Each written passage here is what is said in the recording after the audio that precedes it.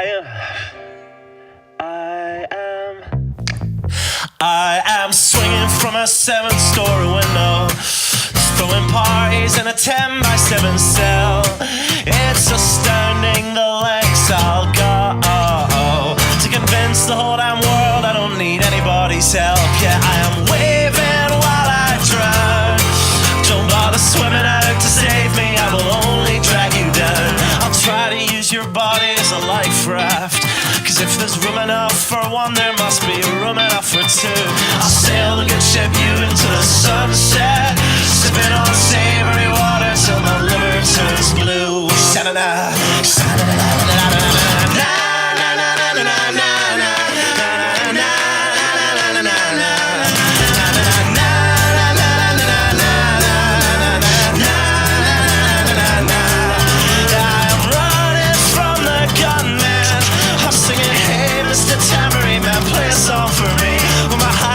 Is broadcast in the evening news. I will be relieved.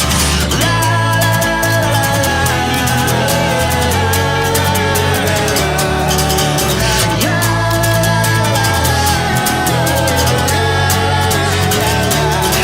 I am waving while I drown.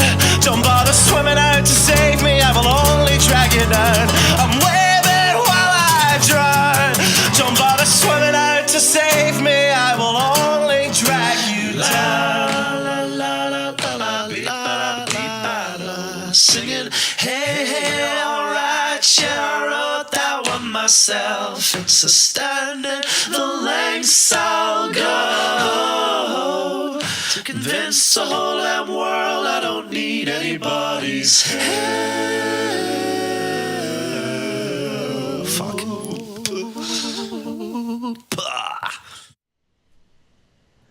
All right, everybody, put down your pens, put down your pencils, step away from the keyboards, and get ready for this week's bout of Writer's Block. Thank you to Muddy Waters Media for allowing me to do this show, which makes sense because it's my company. And also, thank you to Low Tide Kava Bar for the kava that I drink on this and every episode of the Writer's Block. Also, thank you to Don and Sally for giving birth to me. Actually, I guess that should be you guys thanking them because you get to appreciate this. Also, I would like to thank my very, very special guest and now a very dear friend, Matt. I'm going to mispronounce this name even though I just asked. You got it. Matt D'Alessio. Nailed it. Yes. Nailed it. I was like, man, as soon as I started saying it, I was like, oh, I'm going to screw it up already. We just went over that. If you were to get that wrong in the last 30 seconds, that would have been a problem. Matt, thank you so much for coming on, man. I appreciate it. Pleasure to be here, man. Absolutely. Yeah. So you and I met at YALCON last week, 2 weeks ago. 2 weeks ago? 2 weeks ago, yeah. 2 weeks ago. Yeah, I ended up staying in D.C. an extra week, so everything's kind of like off in my brain. I'm the same way. I went out to Kentucky. I went golfing with a good buddy of mine out there, and I left Friday morning. So I'm kind of thinking, I was like, oh yeah, the outcome was last week because I was only in the office for like 2 days last week. So I'm thrown off as well, my friend. Right. Yeah. My parents actually live in Northern Virginia, not far from where YALCON was. So after YALCON, I went down to spend some time with them, and I just kept like pushing my trip back. Like I was like, I'm just going to hang out here. They have a pool. I'm going to hang out just by this pool and hang out. And, yeah, it was a good time, though. It was good to hang out with the family and see all that and take a week off from doing pretty much anything. It was great. And you're going back to Florida, too, so that pool is a big advantage there. It is a big, yeah. I wish I had a pool here. It's freaking hot. Like I was telling you right before the show, I was out walking neighborhoods for a candidate, and I ended up talking to this one woman, a very nice woman named Bonnie, and she was like, it's too hot for you to be doing this. And she gave me like a soda. That's excellent. Yeah. Gave me a soda. Wouldn't that just dehydrate you anyway? Not a water or Gatorade? Well, you know, it was the thought. It was the thought, you know. It was a nice cold, it was a LaCroix. You know, it was very nice cold. Okay. It was very refreshing. Sure. That's awesome. Yeah. But I'm actually bringing you on the show today to actually not talk about politics. It's the first one, and I'm so happy about this. because you and I met at YalCon, and of course at YalCon, that's all anybody talks about is the different policies and Trump did this, and what do you think about this foreign policy and abortion, which apparently was a big one at YalCon. But you and I talked music, and that was pretty much it, and that was such a breath of fresh air. Oh yeah. So I introduced you to. Who did I introduce you to? We were talking outside with Liz. No, what band? Oh yeah, Kenny. Kenny Wayne Shepherd. Yes. Yeah, I introduced you to Kenny Wayne Shepherd, and after that, we just sort of railed into, like, we started talking about the Stones, and if I happened to be in D.C. when the Stones are on tour in D.C., I promised you could come with me. So I just want to make sure we're on the same page here. I will buy your plane ticket if that's what it takes to have that opportunity. So that'll actually be a lot cheaper than buying a Rolling Stones ticket, so that's actually a really great deal for you. Serious. So yeah, I don't think everybody knows this, but I have permanent backstage passes to the Rolling Stones. I told that story. I called my dad after Yalcom was over. He's big into music, as we were talking about, and I told him everybody that I've spoken to was like, all right, so here's the deal. This guy seems legit. I don't think he's pulling my chain or nothing here, but he's got these permanent backstage passes for the Stones, and they're like, all right, you got to stay in touch with this guy. And I'm like, yeah, he's a cool guy too, so it's not even like it works out two ways. Yeah, that I don't tell a lot of people that story, because I'm committing a couple of different crimes in that story. Yeah. But whenever I do get a chance to tell that story, it's like, oh yeah, I knew Bobby Keys when he was alive. Very sad. I was very upset when he died. Like I had to call his son, and like I didn't even know what to say. That was a couple of years ago, right? Yeah, that was 2014, I believe. Oh wow. Yeah, and I didn't know what to say to him. I felt so bad, and so I tell that, and I'm like, yeah, no, I knew Bobby Keys, and I did a favor for him, so now I just get to go to Rolling Stone shows, and people are, wait, what? Yep. And I've seen him twice, been backstage twice. It's been fantastic. Keith Richards' daughter, cool. Very sweet, very nice.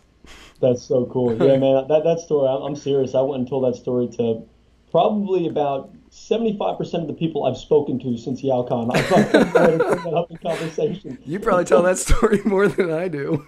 Yeah, YalCon was great, but I met this guy who's got Stones tickets. Man, the first time that I went to go see him live was in Philly, and Mick Jagger is 75. I don't know. I think he's up there. Yeah, he's up there. The amount of running that guy can do, I can't do that. And he's such a flamboyant and loud and energetic performer. Like I've never seen them play live, but I've seen videos. I can only imagine like being there and watching this guy going, because I've seen like clips, and you go and watch him for 2 hours sprinting around the stage. That's got to be an experience. Oh, it was insane. Like, because the way that they had the stage set up was, the stage, if you looked at it from above, was their logo, the mouth, the open mouth with the tongue hanging out, and the pit was inside the tongue. Oh wow! And there was like, all around the tongue was a stage. Okay. So he was up there singing, and he was just running around the entire pit. Wow. The entire show.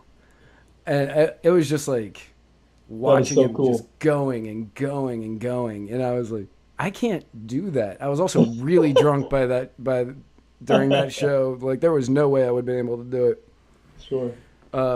I took my little sister to that show, and she there's a Rolling Stone song that every time I hear it, you'll know, to me it's the one, woo-hoo. Oh yeah. Yeah. Every time I hear that part, I think of my sister, because she was hammered, and she was getting so excited every time, just jumping up and down, singing that part at the top of her lungs. Do they do like an extended version of Sympathy for the Devil? 'Cause it's already probably what, a 6, 7 minute song. I'm sure they probably throw like Keith Richards doing some riffs in there. They probably put that like 10, 15 minutes. They probably play that, right? Yeah, most of the songs they actually extend, and they like I've seen them twice, and they close with "You Can't Always Get What You Want," both of them, and they bring in like whatever local boys choir there is, and have them play. Wow. That's really cool. Yeah, so it's actually funny that they use that as the encore, because it's like, that's what you wanted, you got what you wanted, but if you didn't, you can't always get what you want. Right, you can't always get what you want. But I'm pretty certain that everybody wants to end with that song. Oh, yeah. Because that song, I love that song. Like, and Song. what show is that? Californication? Did you ever watch that show? I've heard of it. I've never seen it. Okay. Yeah.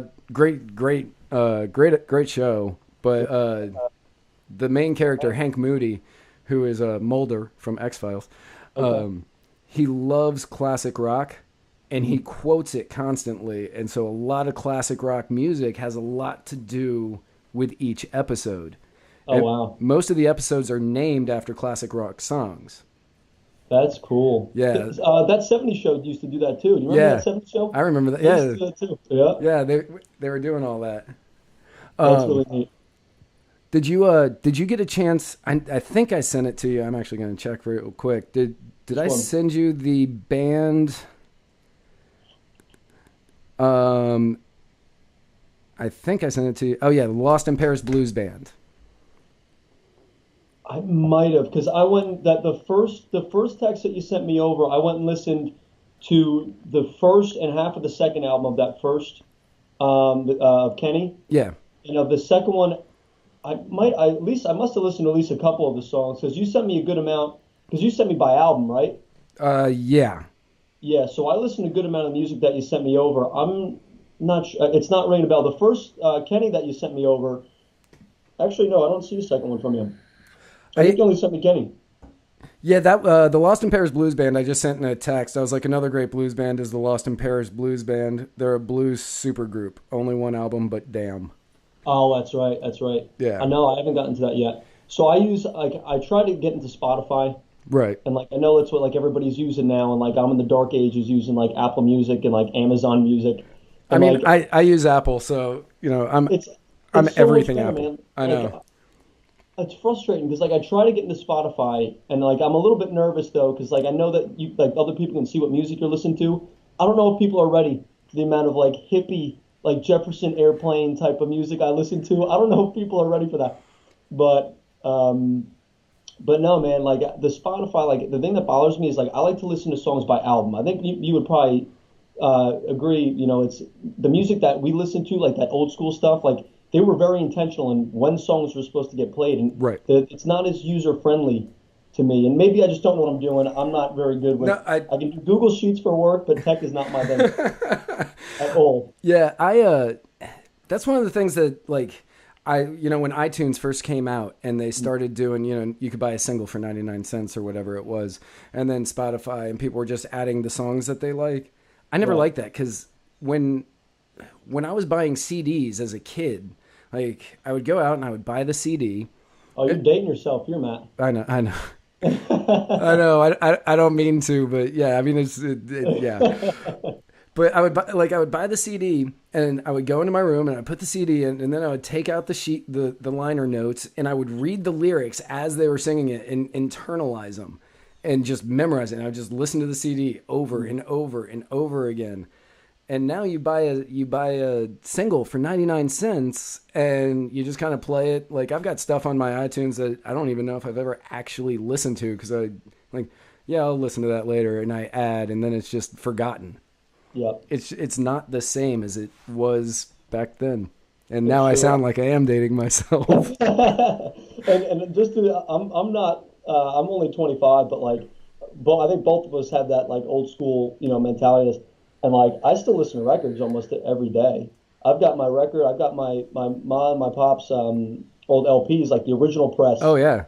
Got for some I've got some pretty good records back home, and it's funny. I'll have some buddies over, and we'll be hanging out, and I'll be like, hey, you want to listen to some music? They're like, oh yeah, where's the speaker? And I'm like, oh, it's over there. Why? And they're like, oh, I'll plug my phone in. I'm like, phone. I've got records, Listen. buddy. Like, We're gonna listen. We're gonna listen to music the way it's meant to be listened to. exactly. And after every 20, 25 minutes, we're going to have to flip the disc over. But it's worth it. That is the one thing, like, because I have a pretty extensive record collection as well. I actually got rid of all of my CDs, but I still have all of my records. Yeah. And that is the one thing that I kind of dislike, is having to get up to flip it. So I listen to one side of a record over and over and over, because from where I sit on the couch, a yardstick hits play. Oh my goodness. That is either peak just being lazy or just peak like, all right, I figured out a system here and this is working for me. I like it. It's like I'll be sitting there doing work while I'm sitting there at the couch, and I'll be writing, I'll be working on the new book, or I'll be working on like a blog post, or whatever it is, or just doing social media for Muddied Waters, and I'll just keep grabbing the yardstick. Start. I love it. And then I'll go, okay. So I don't think mine actually has the autoplay. I think I actually, for the record player that I got, I think you actually have to put the dial up on the record. Oh wow, that's awesome that you got one. Yeah, mine's a little bit older. Yeah, that's classic right there. Mine is the auto. It's got start, and then that's it. Actually, it's got start. That's sweet. Can you play 45s on that then too? Yeah. Oh, you can? Nice. Yeah, I can play 45s. I just have to get up to switch that setting. I can't do that from the couch. Oh, gotcha. Yeah. I think I probably told you about this. Did we talk about Greta Van Fleet? About what? That band Greta Van Fleet that sounds like Zeppelin. Yeah, we talked about them briefly, but not. So, but we were on the whole Zeppelin might be touring again. Oh yeah, that's right. So we just kind of we hit it, but just moved right on. Yeah. So like honestly, man, like I told you, they sound exactly like there's the lead singer has a very Robert Plant like screaming voice, and he's got a very high pitch. He sounds a lot like Plant, and their guitar style is very similar to Page as well. And I went and saw them actually the Saturday before Yalcon, and I went with some friends here at work, and the thing that was really cool to see was. Their guitar players coming out, and they were playing guitar behind their head, and they were just ripping. And like the songs that they have out, they only got like one album out. They're very, very newer band, and none of their songs are really like extended, riffs that they're really just kind of going off. It's a little bit more structured, and like they went in their live shows. I mean, every one of their songs they probably played about 4 or 5 times the actual length of the recorded song, and this guy was just ripping. I got to send you some of their music because I think you'd like them a lot. Oh yeah, please do, definitely. Yeah. Like any music that you find that you like, please send it my way, because we seem to be right on the same page on this stuff. We're in tune. The guy who does the intro music for this show, is the band's name is the Narcissist Cookbook. Okay. And his name is also Matt. So there's a lot of us around. Right, yeah, I know. Like this show is like strictly Matt's today. But he's got a song, like a lot of his stuff is like poetic spoken word kind of thing. Okay. But it's really poignant, and I enjoy it. He's got this one song where it seems like he's doing like a love letter to somebody. But I was listening to it, and I think that only certain people would know that he's singing it to himself, because he starts talking about his name meaning, he's like, your name is a 2-syllable word that means gift from God. And I'm a Matt, so I know that Matthew means gift from God. Is it really? Yeah. My parents never told me that. They told me it was gift from the devil, man. That's what they told me.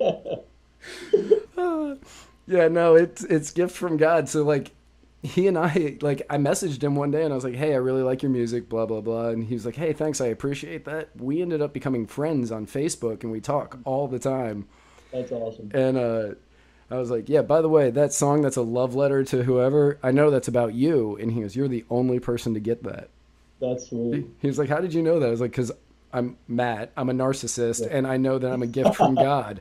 And he goes, most Matts don't know that's what their name means.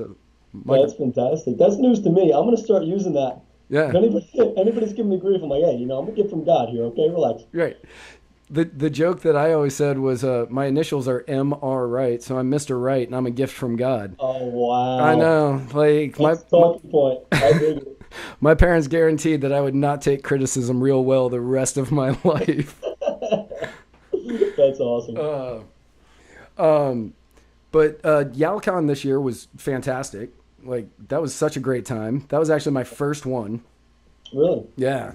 No, that was my. That was you picked a good one to be your first. I mean, it's kind of one of those funny things, after every one of the big events, regardless of what happens, we're gonna go out. Oh, it was the best event we've ever done, and be positive about it. But it was just this event was hands down the best event we've ever done. Like honestly, I mean, we had 438 of our top actors there. I think the trainings we put on has been better quality than they ever have been. We're working with Patrick McGrady, the mayor of Aberdeen, him up there. Everybody loves him. He's just such a fun person to watch on stage. With everything else, then we had the hottest lineup of speakers we've ever had. I mean, we've had last year we didn't have Ron Paul last year, which was there was a scheduling issue, but we did have Rand. But I mean, this year we had Rand, Justin Amash, Massey, Kennedy, who was the first time of her being at YalCon, Angel Napolitano, John Stossel. I mean, the list it didn't stop. Yeah, it was insane. I was like, I can't believe all of these people are at this event. Oh yeah. And my favorite speaker by far, like it wasn't even close. My favorite speaker was Nick Freitas. Is he not the best? He is amazing. The way he what I like most about him, and he's a great legislator, and I love that about him. That's great. But I mean, there's just something about how he formulates arguments and like how he's such a creative thinker. That story he tells when he's on the plane sitting next to that's the one that I've been telling everybody about. It's amazing. And then even like the gun argument, we actually had a video go out from our Facebook page that got some, I don't want to get the number wrong, it was like 20 million views of him speaking in the Virginia State House. And he's going on, he's just making such a intellectual and rational argument, in favor of the Second Amendment. And just watching that, he had another one that he did at the White House. I was actually at this event. It was very well done. He's going and he's speaking about, socialism relative to a grocery store. And if the grocery store was the government and they chose what you wanted or what you were able to get, and he had, I forget exactly, where he kind of went into it, but we have a video of it. It's a brilliant arguments he puts together. He's so fun to watch, man. Like every time I watch him, like I steal talking points, here and there. Oh yeah, it's just so spot on. He told that one story. Like the plane story was by far the greatest story. And I actually shared on the Muddied Waters of Freedom Facebook page. I shared the entire thing that he did at YalCon, the 40-minute speech. So anybody that wants to see it can see it there. But the story where he was like, I was talking at a college, and beforehand we asked how many people here are capitalists, and one person raised their hand. And then they had like the debate, and at the end of it, like 9 or something like that raised their hand, saying that they were capitalist. And he had broken everything down to the bare, like to 4th grade, 3rd grade level of explanation, just to make it as simple as possible. Yep. And it's like, I have something, you want it, we want to voluntarily exchange it with nothing else involved. That's capitalism. And just the simplicity of how he defined it was just perfect. Yep. And it was just, it was amazing. I was, it's funny. No, sorry, go ahead. I was making a joke to Caleb Franz, and I said, man, I'm not gay, but if anybody could convince me, I think Nick, because he would just he would break it down to the very simplest of forms, and I'd be like, man, I can't argue against that. That's awesome. That's awesome. He is just, there is something special about that guy, looking at kind of all the speakers that we have, I think, a lot of them, like, they're just so fun. I mean, you watch Judge Napolitano, he'll go up and he'll speak, and then, like, I was talking to some of the attendees after he spoke, and they're like, I just want to take up arms and rush the Capitol right now. I mean, that guy, he just pours revolution into every single discussion that he has. You got Kennedy, who's just hysterical. But there's something about Freitas that's just so intellectually honest and thought provoking. I mean, you'll go and listen to all these other people that try to make arguments, and you'll see some organizations and some individuals go out and try to just trigger people and say things just to get anybody mad and piss them off for a video. But there's something about how Nick operates that it's just like you can have rational people. They need to be rational ultimately to listen, but Right. you can have rational people just change their minds on their whole worldview after one discussion with this guy. It's amazing. It's incredible. Like, Yeah.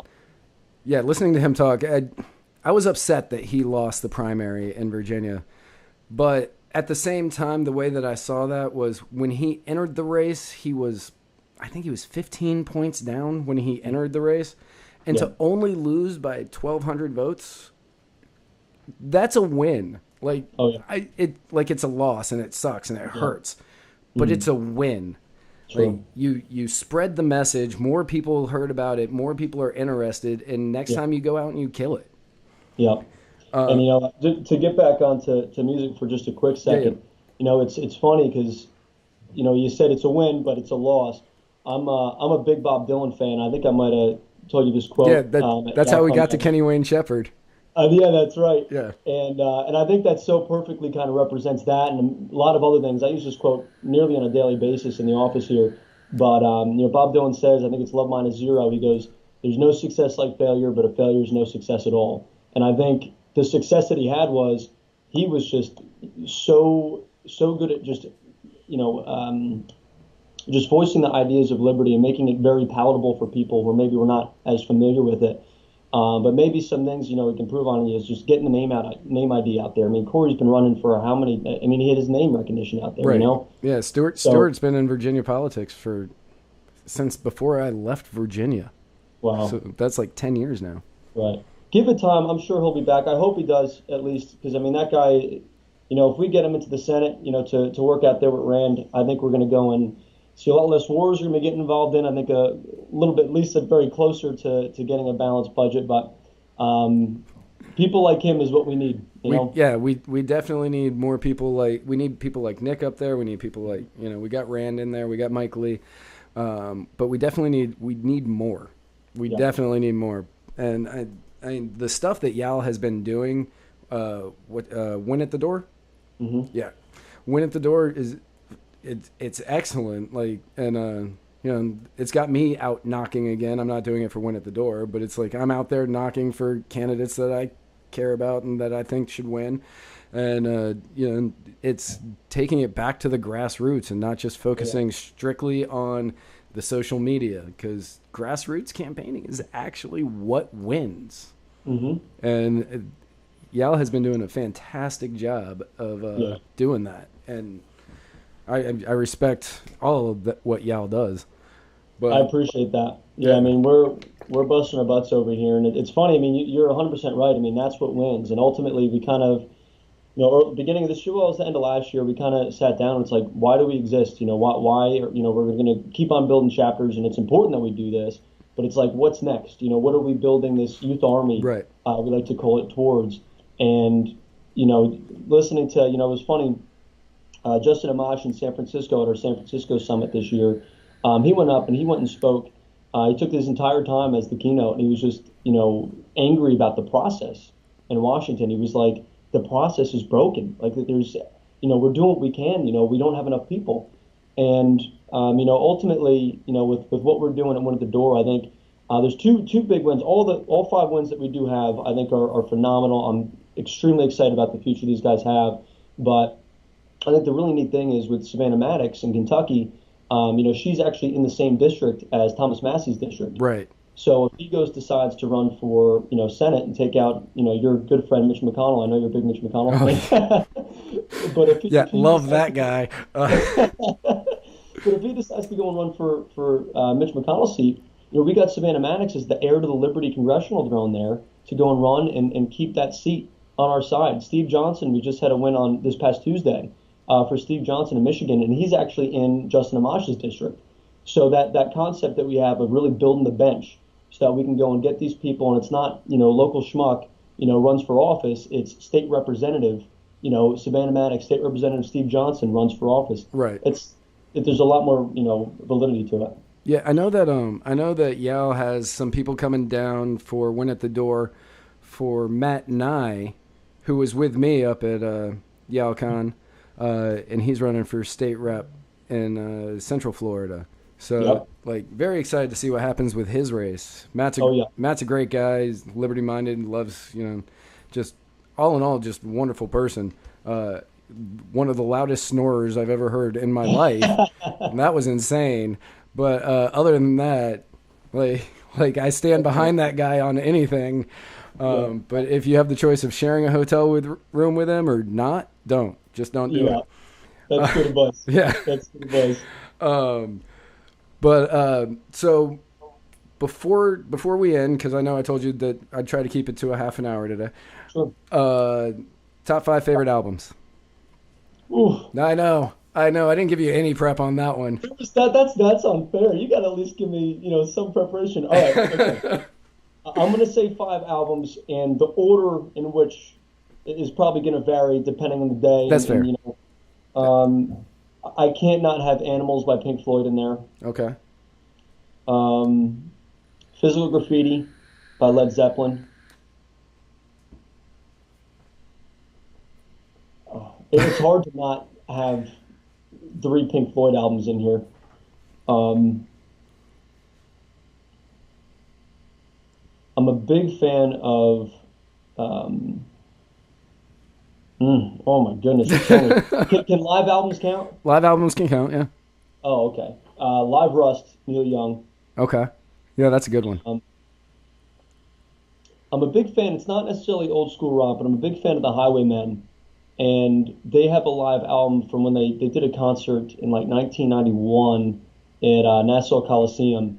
And that Highwaymen record is really well done. They kind of all play the music they did together and then kind of their solo stuff, and they'll mix it up. Like Johnny Cash was singing some of Christopherson's music. So I'd say that Highwaymen album, Live Rust, Animals, Physical Graffiti. Oh man, I don't think I could not have L.A. Woman by The Doors. Oh, that's a good one. That is so good. I'm gonna probably have to put that at 5. I told you I went out to Paris for the day. Did I tell you that story? No.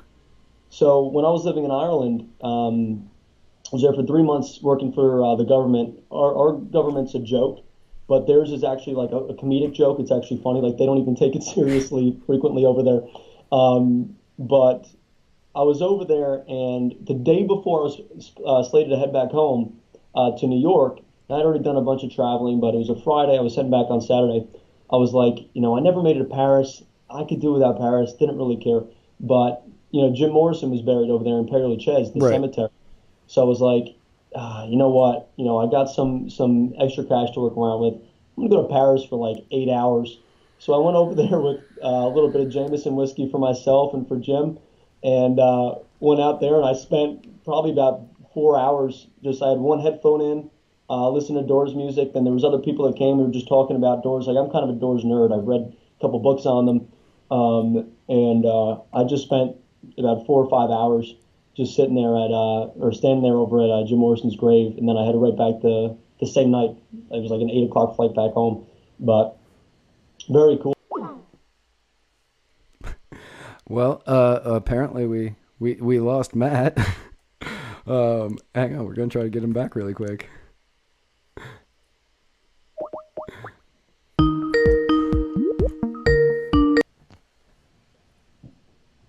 Did I get you back? Yep, you hear me? Yeah, I got you. Perfect. But yeah, those are my top 5. gotcha. Yeah, it's funny that you did the like you went to Jim Morrison's grave and you did with the bottle of Jameson. I'm a writer, and I've written a couple of books, and like the beat authors like Jack Kerouac, Neil Cassidy, Allen Ginsberg, those are like the heroes that I have.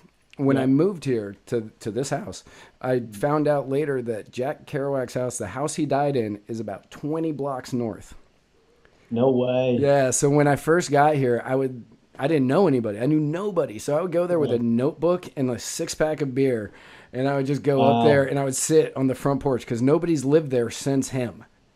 And I would just go there and I would just sit there and drink and write on the front porch of Jack Kerouac's house. That is so cool. Yeah. Oh, that's amazing. And it's cool because, like, he was probably doing the same thing you were doing just a few years back. You know exactly. I mean? Yeah, like, exactly. So I think he died in the late 60s, early 70s, but nobody, like, apparently if you walk in there, it's exactly how it was. wow. Yeah. That's amazing. Do they have it, like, available for tours? No, so I guess his brother-in-law, I think it's his brother-in-law, inherited the estate, and he just never sold it. And he's just got it. Not for nothing. He can make a killing open up a tour. 100%. I would pay a stupid amount of money to buy the house, and then I would offer tours for it. Be like, yeah, this is where Jack Kerouac lived when he died. But yeah, like that guy is not utilizing that property to the best of its ability. There's no security, or do I even want to ask? You're able to get up on the porch. There's no like gate. No, I mean you just walk it like it's a corner lot. It's a corner lot, and you can just park there, and then you can just walk right on up as though you were just going to visit a friend. That's so cool. Yeah, so it was so awesome, cool. And I used to just go there and hang out, and because I didn't know anybody here, so I was like, well, I know Jack, I'm gonna go hang out. I know him real well, so I'm just gonna go hang out with him. That's fantastic. Yeah. So what's your top 5 albums? I know you're not putting me on the spot, and you didn't have anything prepared yourself. Okay, so Revolver by the Beatles. 421 Ocean Boulevard by Clapton. Excellent. 4 by Zeppelin. Mm-hmm. This is where it starts getting a little dicey because those were the Big Brother and the Holding Company. Right. Cheap Thrills, I think, is the name of that album. Okay. Which, if anybody doesn't know who that is, that's Janis Joplin. That's all you really need to know. Yeah. I feel bad not having any Beatles. I was going to say Sgt. Pepper's, but... Right, I get it. Even Abbey Road, there's so many. Oh, what was beautiful about them is that the melodies they had. I mean, I think that there's so much that we owe to the Beatles, you know, in music today. And I think just the beauty of how they went from one song so seamlessly to the next, and, you know, Abbey Road and a couple others.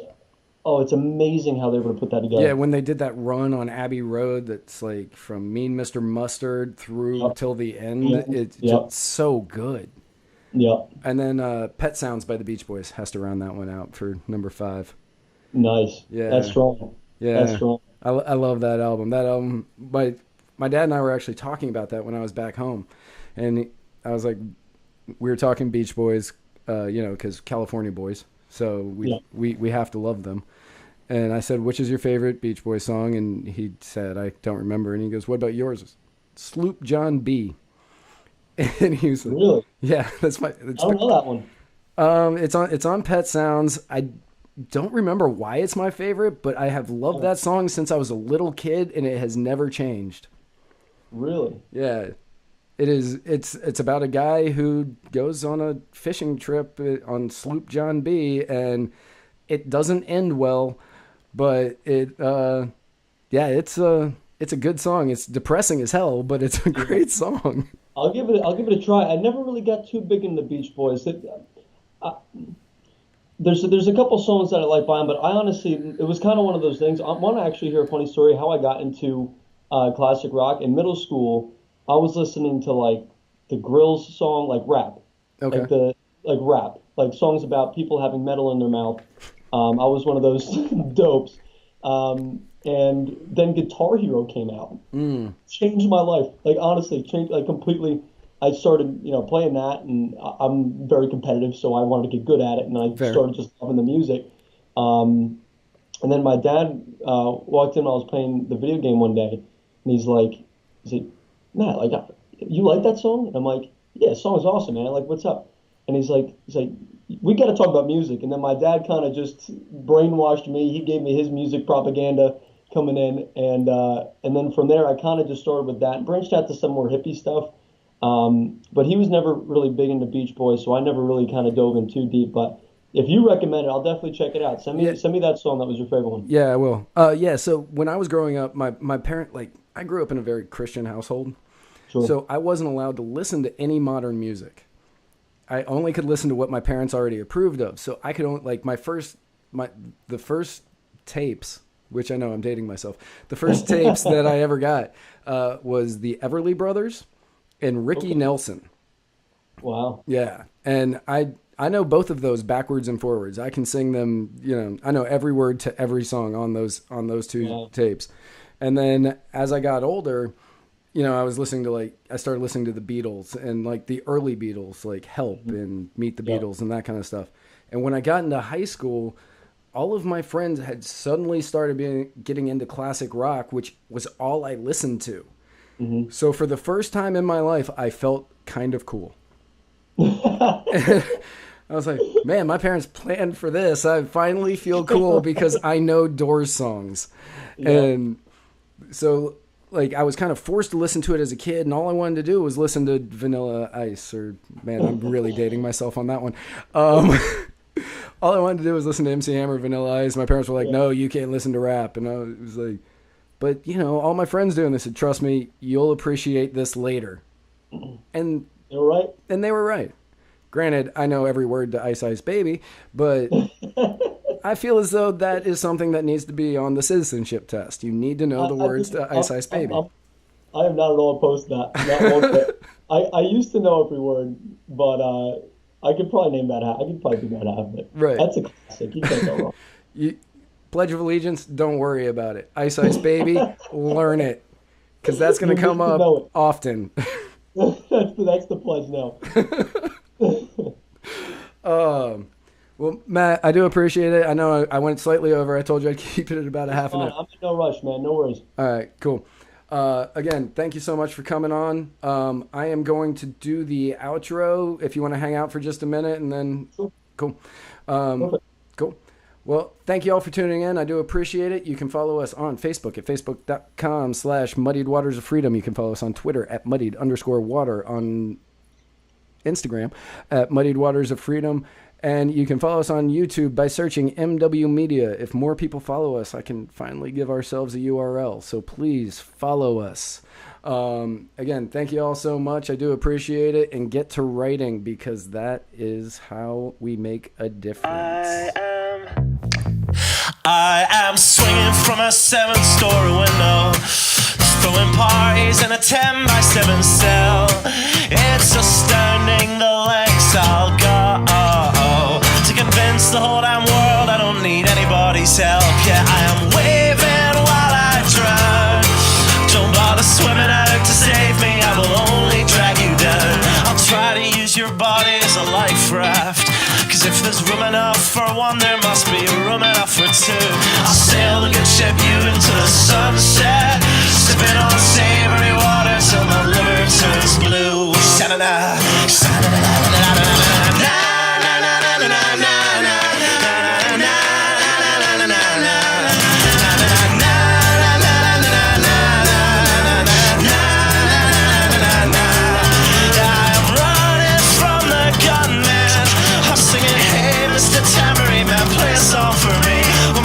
Places broadcast in the evening news, I will be relieved.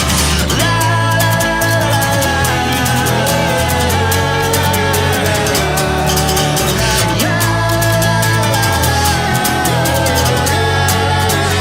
I am waving while I drown.